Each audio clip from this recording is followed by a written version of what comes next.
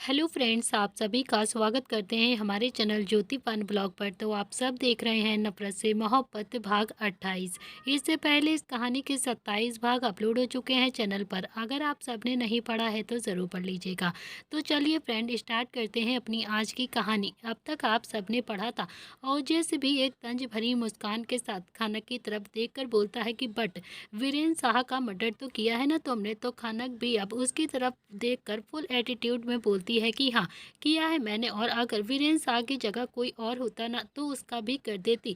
और अगर लाइफ में ऐसा दिन दोबारा आया ना तो फिर से बार बार करूँगी ऐसे ही मर्डर, क्योंकि मुझे अपनी सेल्फ रिस्पेक्ट बहुत ज़्यादा प्यारी है, जिसके लिए मैं कुछ भी कर सकती हूँ। इतना आप देख चुके थे, अब देखते हैं आगे इस कहानी में क्या होता है। खनक फिर से गुस्साते हुए बोलती है कि आप पुलिस वाले हैं, खुद को बहुत ज़्यादा स्मार्ट समझते हैं ना, कि जब मर्डर हो जाएगा उसके बाद ही जगह पर पहुंचते हैं, क्वेश्चन के ढेर लगा देंगे आप, और वो इनोसेंट है या फिर गिल्टी है जाने बिना ही अपनी कार्रवाई को स्टार्ट कर देते हैं आप लोग। अगर वही किसी पॉलिटिक्स का बेटा हो या फिर बेटी हो, उसने क्राइम किया हो तो फिर आप सबके लिए वो क्राइम होता ही नहीं है। आप लोगों के लिए तो वो नॉर्मल सी चीज़ें होती हैं। वो आसानी से आपके थाने में आकर आपको ही गालियां देकर चले जाते हैं और आप लोग कुछ भी नहीं करते हैं, बस उनके आगे सलामी ठोंकते हैं। तब आप सबके क्वेश्चन कहाँ होते हैं, क्यों नहीं बोला जाता है आपसे? आप सबसे तो तब आवाज़ भी नहीं निकलती है। मैं बताती हूँ क्यों आप सबसे बोला नहीं जाता है, क्योंकि आप सबके पॉकेट भर जाती है।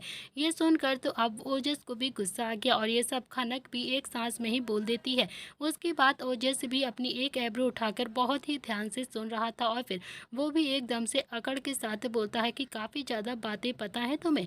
आपको पुलिस डिपार्टमेंट के बारे में बहुत कुछ पता है, फिर तो आपको ये भी पता होगा कि बातें निकलवाने के लिए हम क्या क्या करते हैं, कौन कौन से हथियार अपनाते हैं। जो भी बात होती है हमें उनके बारे में जरूर जानना होता है। तो बताइए। खनक कुछ कहती उससे पहले ही चार चार बाउंसर्स के साथ ऋषभ, अचंत और अगस्त वहां पर आ जाते हैं। बाकी सब तो उन तीनों को वहां पर देखकर हैरानी से एकदम खड़े हो जाते हैं, बट ओजस वैसे के वैसे ही बैठा हुआ था खनक के सामने। फिर उसने भी एक नज़र सबकी तरफ देखा तो सब एकदम से घबरा कर बैठ जाते हैं। और तभी ओजस भी एक सीनियर ऑफिसर वहां पर आता है और वो ओजस की तरफ देखते हुए बोलता है कि तुम्हें पता नहीं है ओजस ये सब कौन है, जल्दी से इन्हें यहाँ से रिहा कर दो। ओजस भी मुस्कुरा कर अपने हाथों में पेन घुमाते हुए बोलता है कि सर, अब ये कोई आईजी डीआईजी या फिर कोई मिनिस्टर तो लगते नहीं, और फिलहाल वैसे भी मैं मिस खनक त्रिपाठी के साथ इंट्रोगेट कर रहा हूँ। तभी एक आदमी फिर से आता है। ऋषभ ने भी अब बेल से पेपर्स ओजस के सामने रखा और बोलता है कि ये रहे बेल के पेपर्स, अब मेरी खनक को अभी के अभी छोड़ दो वरना बुरा हो जाएगा बहुत ज़्यादा।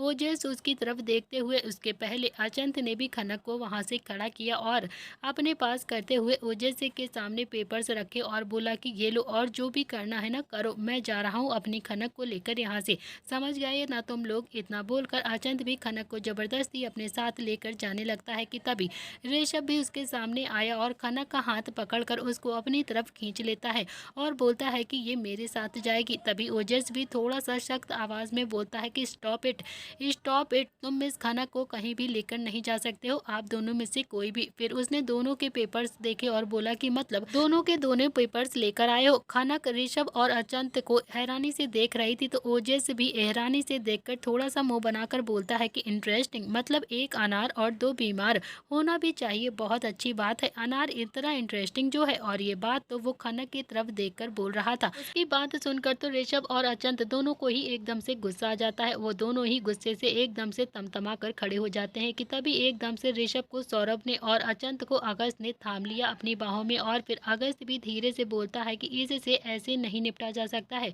पुलिस लाइन में इसको सरफिरा बोलते हैं, बहुत ही खतरनाक इंस्पेक्टर है ये। मैंने सारी डिटेल्स निकलवा ली हैं इसकी, एक बार खनक को लेकर चलो यहाँ से, फिर देखते हैं कि इसके साथ क्या किया जा सकता है। अभी के लिए इससे बहस करने से अच्छा है कि हम यहाँ से चले जाएं। अच्छा सा लोअर हायर करेंगे। अगस्त की बातों को अचंत ने एकदम से रोक तो दिया था, बट ओजस उसकी नज़रों से एकदम से बच गया था। वो तो उसे घूर घूर कर देख रहा था, क्योंकि वो ना जाने क्यों रह रहकर खनक को बार बार मुस्कुरा मुस्कुरा कर देख रहा था। और फिर अचंत जोर से बोलता है कि जल्दी करो, हम लेकर जाएंगे खनक को अभी के अभी। उसकी बात से ओजस से बोलता है कि वर्मा जी जरा सा पेपर से लीजिए तो सही, अब तो दो में मुझे चूज करना पड़ेगा। वर्मा जी भी आते हैं और एक पेपर्स को दे देते हैं और ओजस ने भी उसके ऊपर खनक के साइन करा दिए थे और फिर खुद भी साइन करके खनक की तरफ देखकर बोलता है कि जब हमें ज़रूरत होगी आपकी तो आपको आना पड़ेगा हमारे पास। और ये सुनकर तो खनक भी अब अपनी चेयर से उठती है और वहाँ से जाने लगती है। तो ऋषभ ने भी उसका हाथ पकड़ लिया और फिर एक साइड से अचंत ने उसका हाथ पकड़ लिया। ऋषभ भी काफ़ी ज़्यादा गुस्से में थमथमाता हुआ बोलता है कि वो मेरे साथ जाएगी, उसका हाथ छोड़ो। अचंत भी उसी अवतार में गुस्से से बोलता है कि वो मेरी है और मेरे साथ ही जाएगी।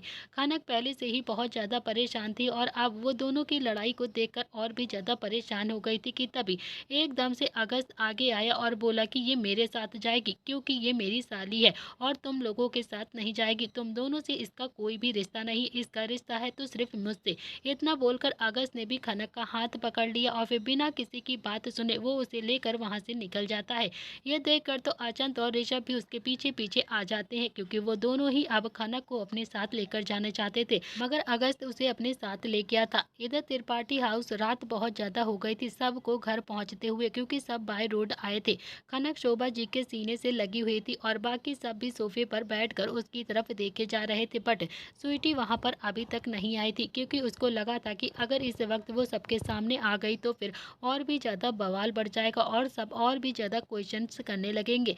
आचंत भी खनक की तरफ देखते हुए बोलता है कि खनक कुछ बोलोगी या फिर नहीं। तो रोहन बोलता है कि हाँ खनक कुछ तो बोल, आखिर बात क्या हुई थी। देख परी के साथ जो कुछ भी हुआ है ना ओजस ने देख लिया था, बट वीरेन के साथ क्या हुआ है तुझे तो बताना होगा ना, किसी को भी नहीं पता है। ये सब सुनकर तो खनक अब एकदम से वो रात को याद करने लगती है जब वीरेन ने उसका किडनैप करवाकर उसे अपने विला में बुलवा लिया था और उसके साथ बहुत ही ज्यादा जबरदस्ती करने की कोशिश कर रहा था। बाकी सब खनक को एकदम हैरानी से देख रहे थे और सोच रहे थे कि आखिर क्या बात हुई होगी, बट अचंत का दिल बहुत ही ज्यादा घबरा रहा था। खनक बोलती है कि मेरी आंखें खुली तो मुझे सब कुछ धुंधला धुंधला सा नजर आ रहा था।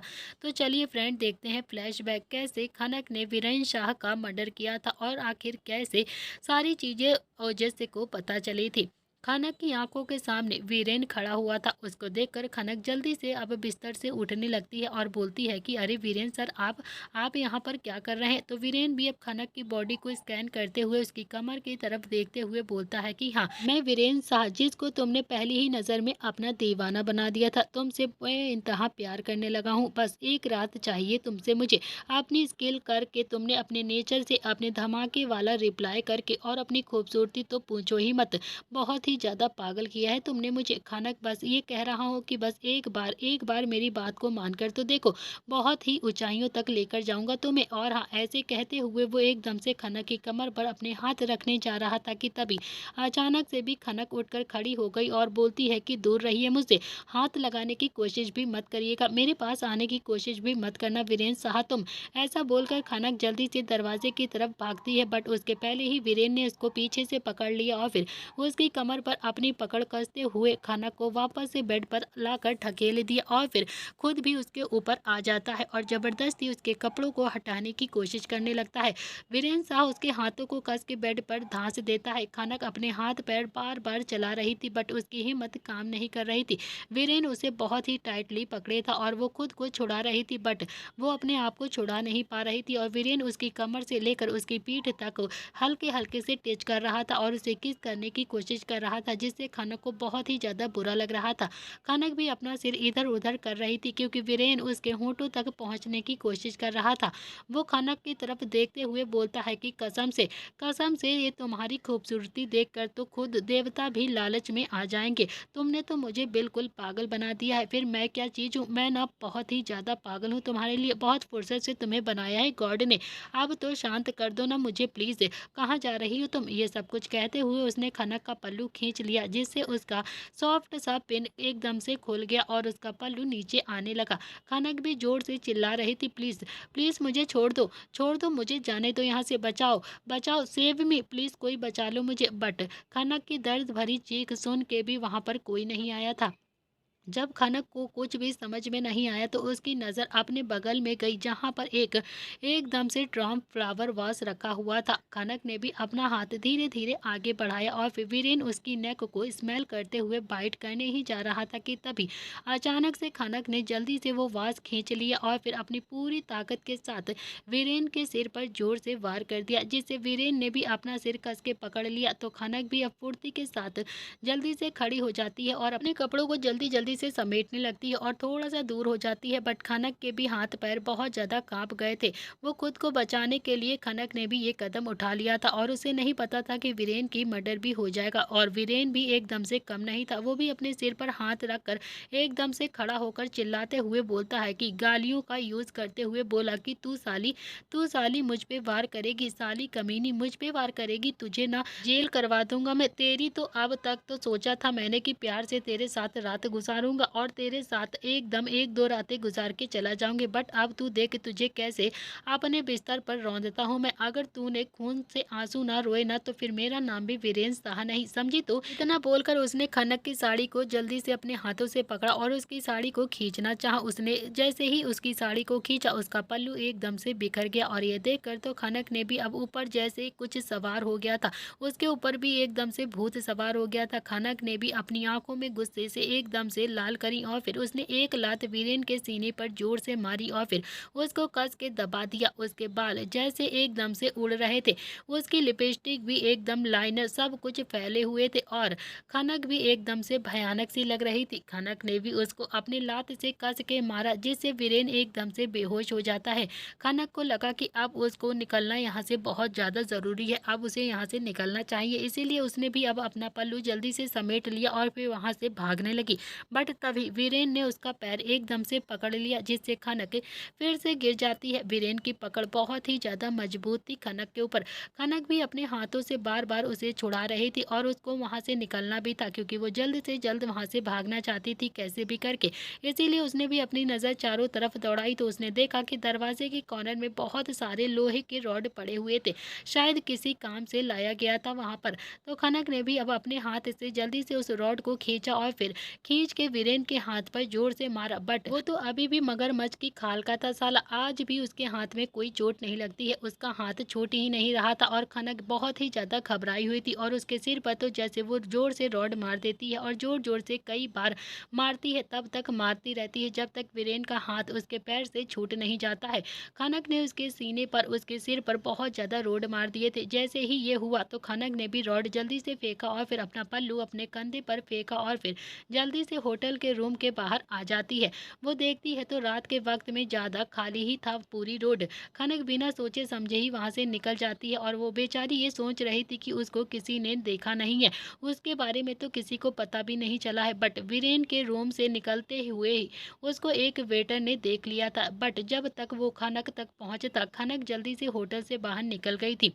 खनक जैसे ही रोड पर आती है तो उसको लगा था कि आज जो कुछ भी हुआ है उसके साथ, वो क्या करके आई है, उसे तो कुछ होश भी नहीं था। यही सब सोचते हुए अब खनक भी जल्दी से टूटती हुई कदमों के साथ वहां से चली जा रही थी। उसको इस वक्त थोड़ा थोड़ा डर भी लग रहा था। वीरेन साहा जैसे इंसान ने एक मासूम सी भोली भाली सी लड़की को एक कातिल बना दिया था और वो क्या थी, वो थी खनक जो एकदम से मासूम थी, कभी किसी मक्खी तक को नहीं मारती थी। खनक ये सब कुछ सोचते हुए जैसे मर ही गई थी, उसे बहुत ज़्यादा डर लग रहा था। वो तो बस ऐसे ही चल रही जा रही थी कि तभी उसके कंधे से लेकर हाथ तक उसका पल्लू फैला हुआ था, उसकी आंखों का काजल, होठों की लिपस्टिक, सब चीज़ फैली हुई थी। वो तो बस ऐसे बेसोच से चल रही थी कि जैसे उसके अंदर जान ही नहीं है कि तभी अचानक से अचंत उसको देख लेता है और फिर वो खनक को अपने साथ लेकर चला जाता है। तभी खनक ने सबकी तरफ देखा और सारी बातें बोल दिया था। इसी के साथ फ्रेंड फ्लैशबैक हैंड होता है। खनक की बातें सुनकर तो सब एकदम हैरानी से खनक की तरफ ही देख रहे थे, तो वहीं अचंत भी बहुत ज्यादा हैरान था।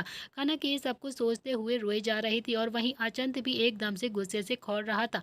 वो गुस्से से उठता है और कहीं जाने लगता है कि तभी लकी ने उसको पकड़ लिया और बोला कि नहीं नहीं एएसएस, ऐसे नहीं, पहले ही हमारे लिए ये सब कुछ बहुत ज़्यादा मुश्किल हो गया है, बहुत ही ज़्यादा टफ है ये सारा चीज़ें निपटाना, क्योंकि खनक ने खुद अपना जुर्म कबूल कर लिया है और फिर अब हमें खनक को बचाने के लिए कुछ और और ही सोचना पड़ेगा, क्योंकि ओजेस जैसा इंस्पेक्टर बहुत ज़्यादा खतरनाक है। वो इंस्पेक्टर सच में बहुत ही ज़्यादा सनकी है। अगर आपने खुद को भी गुस्से में खुद ही फंसा लिया तो फिर मुझे पता है कि आप किसी से भी नहीं डरते हैं। पता है मुझे आप कुछ भी कर सकते हैं, मगर अभी के लिए सिर्फ फोकस कीजिए कि हमें खनक को बचाना है। ये सुनकर तो अब अचंत भी वापस लौट आया और खनक की हालत उससे देखी नहीं जा रही थी।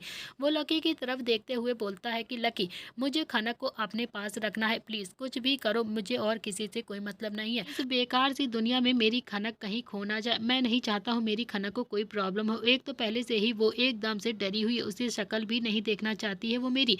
बस एक बार वो मेरे साथ हो जाए। मुझे खनक को अपना बनाना में बस टाइम नहीं लगेगा। अपने साथ ले जाने में कोई ताकत मुझे नहीं रोक सकती है। सिर्फ और सिर्फ वो मेरी है, वो मेरी जान है, मेरी जिंदगी है। अजंत की बात सुनकर तो अब लकी भी तन्वी की तरफ हैरानी से देखने लगता है। तो तन्वी ने भी गुस्से से एक नज़र लकी की तरफ घूर कर देखा और अपनी नजरें टकराई। तो फिर लकी ने भी अपने हाथ से इशारा करके तन्वी को कॉल करने के लिए बोला, जिससे तन्वी ने भी अपनी नजरें गुस्से से फेर ली और खनक की तरफ देखने लगती है।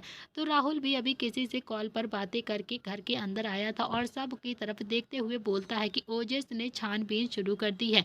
खनक से पूछताछ करने के लिए वो आ सकता है या फिर खनक को जाना होगा उसके पास, उसके सवालों के जवाब देने के लिए। उसकी बात सुनकर तो अचंत भी काफी ज्यादा गुस्से में बोलता है कि क्या मतलब है कि खनक को जाना होगा?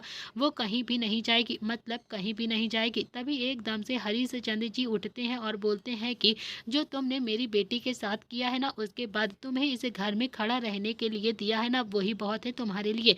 मेरी बेटी के मामले में बोलने का हक नहीं है तुम्हें, बिल्कुल भी नहीं। तुम कोई भी नहीं लगते हो हमारे।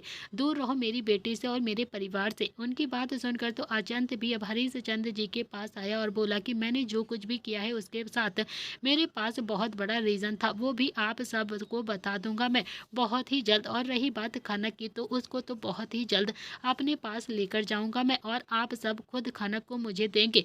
मैं वादे के साथ कह सकता हूँ, ये वादा है अचंत सिंह शेखावत का। उसकी बातें सुनकर तो खनक भी अब उसके सामने आती है और गुस्से से बोलती है कि अभी के अभी मेरे घर से जाइए, आप निकल जाइए यहाँ से। अचंत कुछ कहता उससे पहले ही जब खनक के पास आ गया और खनक का हाथ पकड़कर बोलता है कि जब मेरी जान ने कहा है कि तुम यहाँ पर नहीं रहोगे, तुम यहाँ से जाओ, तो फिर क्यों जिद कर रहे हो तुम उसके साथ? तो अभी के अभी तुम जाओ अचंत सिंह शेखावत, वरना धक्के देकर निकाल दिए जाओगे यहाँ से।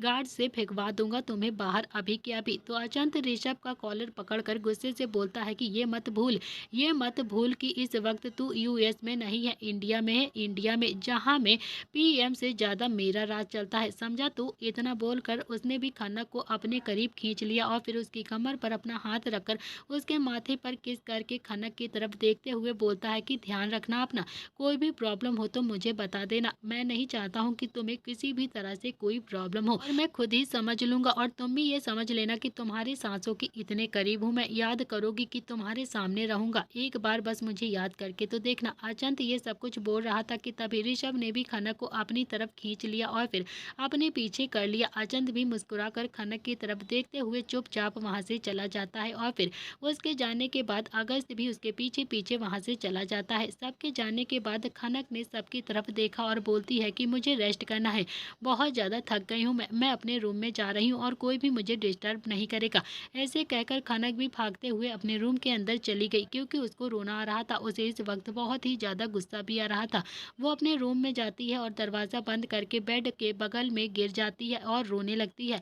ऊपर देखते हुए बोलती है कि क्यों क्यों महादेव, क्यों फिर से वो मेरे करीब आ रहे हैं? क्यों आप उन्हें मुझसे दूर नहीं कर रहे हो? मैं कमज़ोर नहीं पड़ना चाहती हूँ बिल्कुल भी। एक बार कमज़ोर पड़ गई ना तो फिर प्यार करके देख लिया है मैंने, अब नहीं, प्लीज़ अब नहीं होगा मुझसे। दूर रखिए उन्हें मुझसे हमेशा के लिए, मुझे हिम्मत दीजिए। ऐसा कहकर खनक फिर से रोने लगती है और नीचे शोभा जी और विद्या जी भी बहुत ज़्यादा दुखी हो रही थी। खनक का दर्द किसी से भी नहीं छुपा था और वहीं रोहन एक तरफ अंतरा को परेशान कर रहा था तो दूसरी तरफ उसकी प्यारी बहन खनक को परेशान हो रही थी। उसके भी समझ में नहीं आ रहा था कि अभी वो किसकी तरफ ध्यान दे, अपनी पत्नी अंतरा पर या फिर अपनी बहन खनक पर। तन्वी और श्रेया भी आज हॉस्टल नहीं गई थी और श्रेया खनक के रूम में उसके पास ही गई थी और सोने के लिए, और तन्वी भी अकेले रूम में सो रही थी। आज सबकी जरूरत खनक को थी। सब बहुत ही ज्यादा परेशान हो रहे थे खनक के लिए। सब अपने अपने कमरे में लेटकर खनक के बारे में ही सोच रहे थे।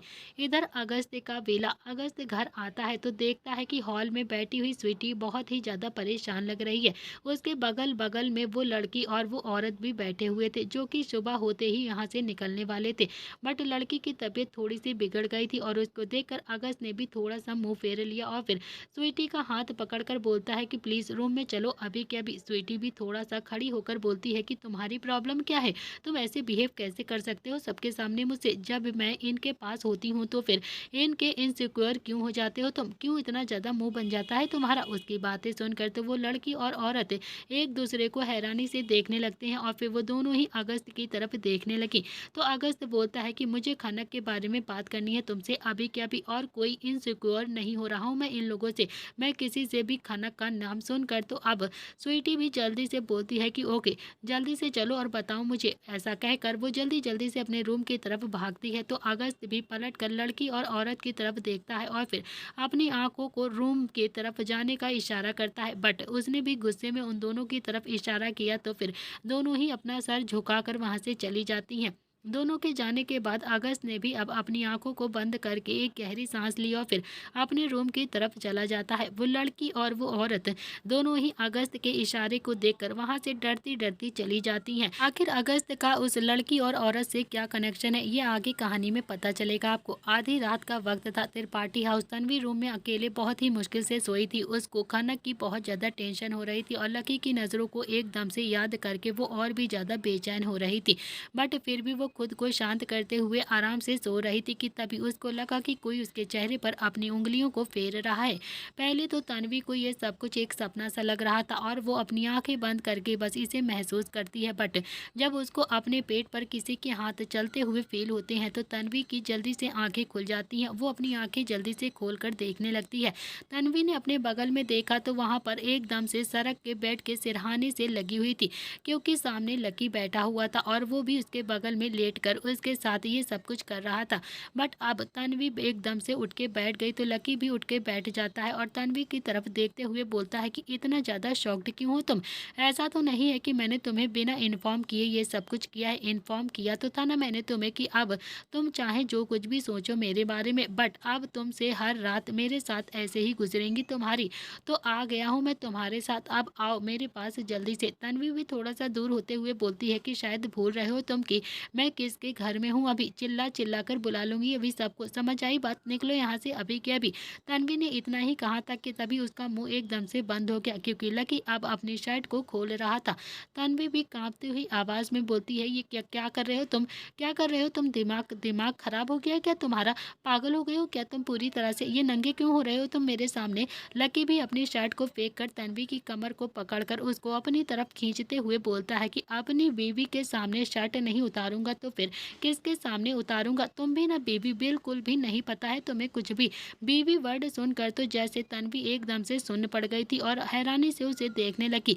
लकी उसकी आंखों में देखे जा रहा था तो लकी ने भी अब तन्वी को अपनी शर्टलेस बॉडी पर एकदम से चिपका लिया था, जिससे तन्वी का दिल अब जोरों से धड़क रहा था। लकी उसकी आंखों में देखते हुए बोलता है कि एएसएस की शादी के दिन बस यही कहना था तुमसे मुझे कि बहुत ज़्यादा चाहता हूँ तुम्हें, बहुत ज़्यादा प्यार करने लगा हूँ मैं तुमसे और तुम्हें अपनी लाइफ में चाहता हूँ मैं कुछ भी करके हमेशा के लिए तुम्हें अपना बनाना चाहता हूँ। उसकी बातें तो अब तन्वी के अंदर तक जा रही थी। तभी लकी ने एकदम से तन्वी के होठों को अपने होठों से छू लिया और उसे किस करने लगा और उसको देखते हुए बोलता है कि अब सोना है कि या फिर रात भर ऐसे ही मुझे देखना है, तुम्हें पूरी लाइफ पड़ी है मुझे देखने के लिए, आराम से देख लेना, ऐसे तो अब रो जाऊंगा तुम्हारे साथ, अभी के लिए सो जाओ तुम आराम से। ऐसा कहकर लकी ने भी अब तन्वी को अपनी बाहों में भर लिया और बोला कि चलो अब मुझे भी आराम से सुला लो, तुम्हारी बाहों में सोना चाहता हूँ मैं। तन्वी कुछ भी नहीं बोल रही थी, लकी की बातें उसको एकदम से पागलपन लग रही थी। उसे तो एकदम से ऐसा लग रहा था कि लकी पूरी तरह से पागल हो गया है, पागल। सुबह का वक्त हो चला था। अगस्त का विला। स्वीटी उठती है तो देखा कि अगस्त रूम में नहीं था। वो तो जल्दी से उठी और वॉशरूम का डोर नॉक करती है, बट अगस्त वहां पर भी नहीं था।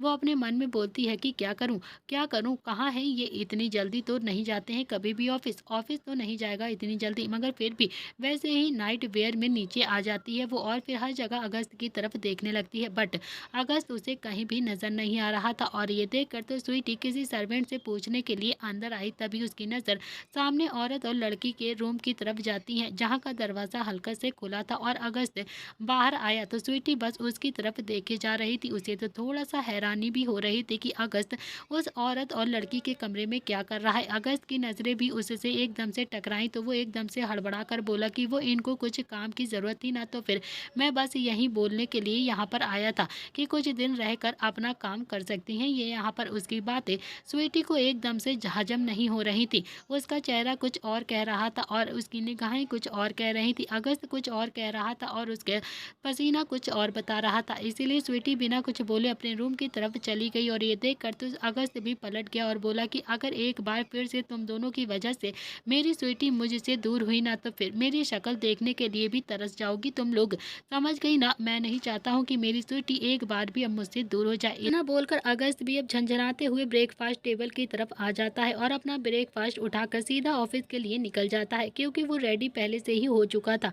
स्वीटी भी रूम के अंदर आ गई थी और वो अपने मन में ही बड़बड़ाते हुए बोलती है कि ये अगस्त के माइंड में जरूर कुछ ना कुछ तो जरूर चल रहा है जो ये मुझसे बताना नहीं चाहता है। मेरा मन कह रहा है कि जरूर जरूर कुछ तो है ऐसा जो घपला जो ये छुपा रहा है। इस लड़की और औरत पे तो मुझे पहले से ही थोड़ा सा शक हो रहा था, बट अब मुझे इन सब के कनेक्शन का भी पता लगाना होगा कि आखिर बात क्या है। और ये सब कुछ सोचते हुए स्वीटी ने भी अपना वेयर लिया और फिर सीधा रेडी होने के लिए वॉशरूम के अंदर चली जाती है। स्वीटी का शक अब एकदम से विश्वास बन के उसके दिमाग में बैठ गया था। इधर एएस मेंशन में इस वक्त अचंत रेडी हो रहा था और तभी उसकी नज़र अपने बेड के बगल में टेबल पर रखी हुई खनक की फोटो फ्रेम पर जाती है, जिसमें खनक अपने दोनों ही बाजुओं पे अपना चेहरा रखकर मुस्कुरा रही थी और उसकी कजरारी आंखें कुछ ज़्यादा ही चमक रही थी। उसकी तरफ देखकर तो अचंत भी अपने बालों को बनाता हुआ बहुत ही प्यार से बोलता है कि बहुत जल्द ऐसे ही हमारे रूम में मुस्कुराते हुए तुम भी मुझे रेडी करोगी। बस बस उस दिन का इंतज़ार कर रहा हूँ माई लव। इतना बोलकर वो भी अब उसकी फ़ोटो के पास आया और उसको किस कर लेता है और फिर वहाँ से चुपचाप से जाने लगता है कि तभी एकदम से शालिनी जी उस कमरे में आ जाती हैं और अचंत की तरफ देखकर थोड़ा सा मुंह बनाते हुए अपना मुंह फेर लेती हैं। इधर दूसरी तरफ वो जाने लगती है तभी अचंत को बहुत ज़्यादा बुरा लगता है, तो उसने भी शालिनी जी का हाथ पकड़ लिया और फिर उन्हें रोकते हुए बोलता है कि माँ माँ प्लीज़ प्लीज़ ऐसे मत कीजिए ना, प्लीज़ डू समथिंग माँ, मैं नहीं रह सकता हूँ खनक के बिना। शालिनी जी भी पलट कर गुस्से से बोलती हैं कि आज तक तूने कुछ कहा था? जब मैं तुझसे कहती थी कि खनक की क्या गलती है तूने मुझे बताया था, तू भी एकदम से चुप हो जाता था ना, तो फिर अब मैं भी चुप हूँ। प्लीज़ छोड़ दे मेरा हाथ और जाने दे मुझे। शालिनी जी की बात पर अचंत भी उनका हाथ पकड़ कर बेड की तरफ लेकर आ गया और उनको बैठाकर उनका हाथ अपने हाथों में लेकर बहुत ही प्यार से बोलता है कि आपको याद है माँ, याद है आपको जब एक बार कॉलेज में मेरा झगड़ा हुआ था बहुत ही ज़्यादा और आपको बुलाया गया था, डैडी भी आपके साथ आए थे। तो शालिनी जी भी अचंत को कंफ्यूज नज़रों से हैरानी से देखने लगती हैं और बोलती हैं कि तो उससे क्या कनेक्शन है खनक का। तो अचंत भी अब उस वक्त वो एकदम से याद करने लगता है और बोलता है कि मैं भी पुलिस स्टेशन में पहुंचा था, डैड भी आए थे। मैंने एक कांस्टेबल से पूछा कि किसने मेरी कंप्लेंट की थी, तो कांस्टेबल ने एक लड़की की तरफ इशारा किया था। अचंत ने भी अब सामने देखा था तो फिर एक 15 से 16 साल की लड़की थोड़ा सा एटीट्यूड में खड़े होकर बाहर की तरफ देख रही थी।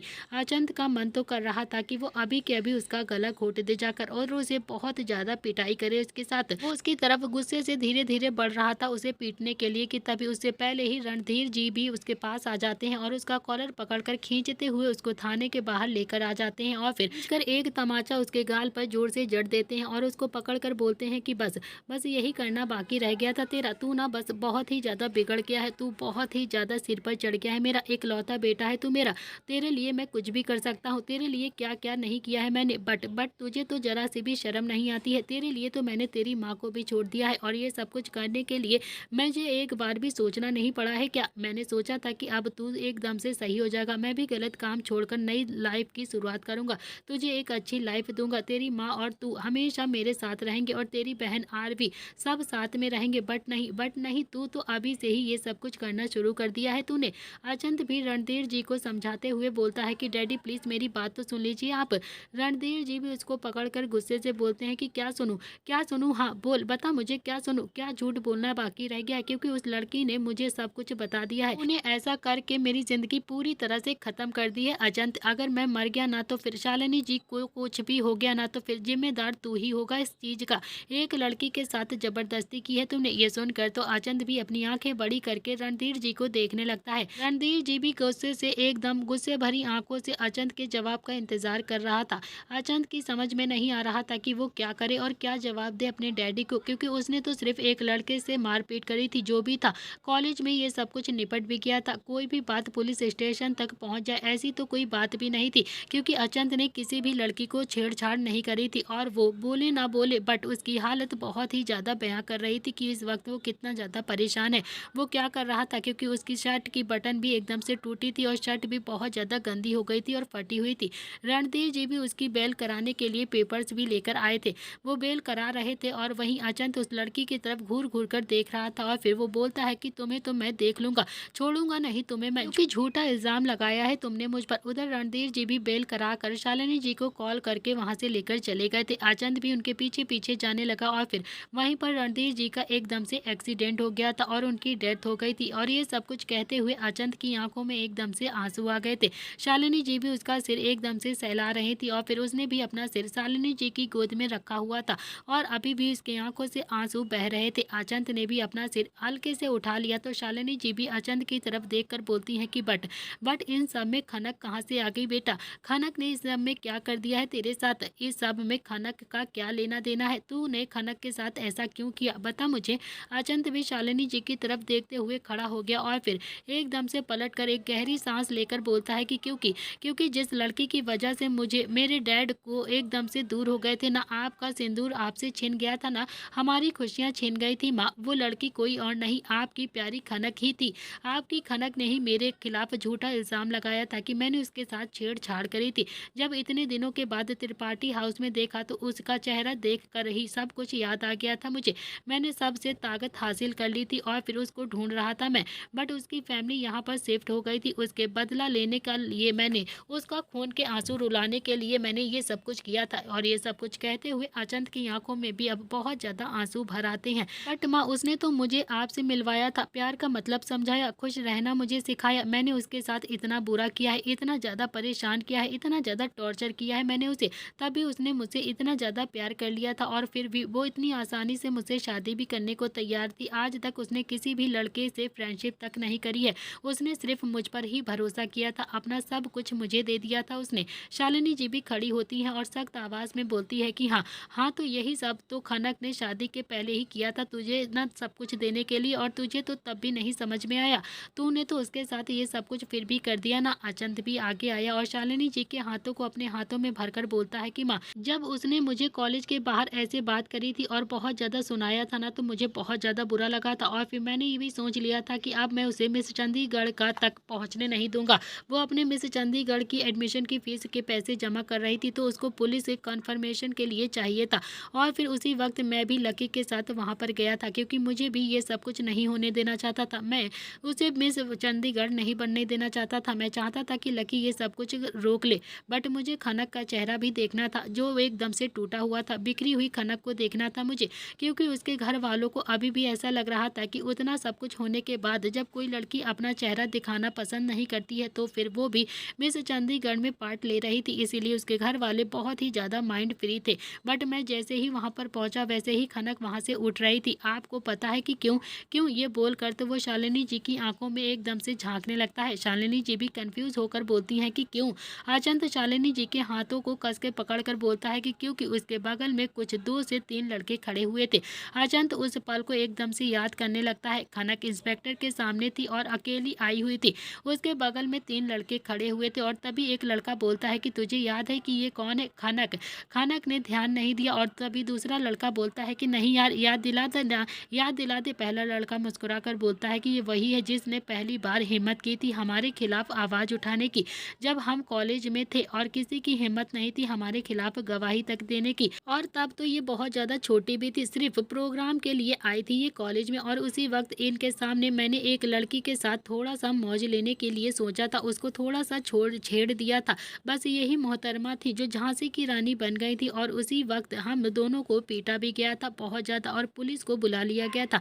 मैंने नहीं सोचा था कि इतनी छोटी सी भी होकर ये इतना बड़ा कांड कर सकती है। और फिर बस तभी से कॉलेज की सारी लड़कियों की हिम्मत बढ़ गई थी और तभी तीसरा वाला लड़का बोलता है कि अरे अरे भाई, कॉलेज की नहीं पूरे शहर की लड़कियों की हिम्मत बढ़ा दी थी इस लड़की ने। और तभी वो पुलिस वाला बोलता है कि अच्छा तो ये बात है। फिर वो खनक की तरफ देखते हुए बोलता है कि आप जैसी लड़कियां रहेंगी तभी इनकी गुंडागर्दी बंद होगी। और अब मुझे भी याद आ रहा है कि मैं तब तक कांस्टेबल था उस पुलिस थाने में, बट अभी 1 साल से यहाँ पर पोस्टिंग हुई है मेरी। खनक भी बिना अपना काम किए हुए वहाँ से उठती है और चली जाती है। उसके बाद अचंत वहाँ पर आ गया और फिर पुलिस से इंफॉर्मेशन लेकर पहले वाले पुलिस स्टेशन गया और फिर उसके कहने पर ही उसकी फाइल्स निकाली गई थी, क्योंकि जिस लड़की के साथ जबरदस्ती हुई थी उसने अचंत को कुछ भी नहीं कहा था और अचंत की फाइल वहीं पर बंद हो गई थी। आज के लिए इतना ही, मिलते हैं इस कहानी के नेक्स्ट एपिसोड में। Thank you friends.